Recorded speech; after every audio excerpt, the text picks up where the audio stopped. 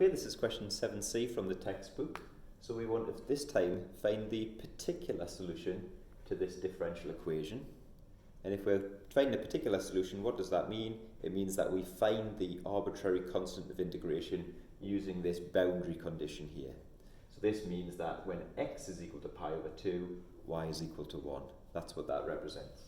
So let's start by finding the general solution first. So move the x terms to the right hand side, move the y terms to the left hand side. So we've got 1 over y dy equal to 1 over tan squared x dx. Now, tan squared, 1 over tan squared, which is cot squared x, is the same as cos x squared x minus 1. So we can replace the right hand side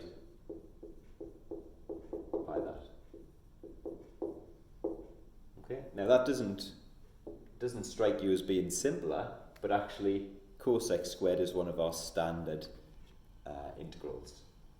So we can actually integrate both sides very easily now. 1 over y integrates to the natural logarithm of the modulus of y. And on the right hand side, cos x squared integrates to minus cotangent of x, and minus 1 just to minus x plus c. So this is the general solution. So now we'll use our boundary condition to find c. So y is equal to 1, so ln1 is equal to minus cot pi over 2 minus pi over 2 plus c. ln1 is equal to 0. Now, if you try to work this out on your calculator, which you would usually do by going back to tangent, so we would have 1 over tan pi over 2, you'll get a mathematical error. And the reason for that is pi over 2 is where tangent has an asymptote. But that doesn't matter, because where tangent has an asymptote is where cotangent crosses the x-axis.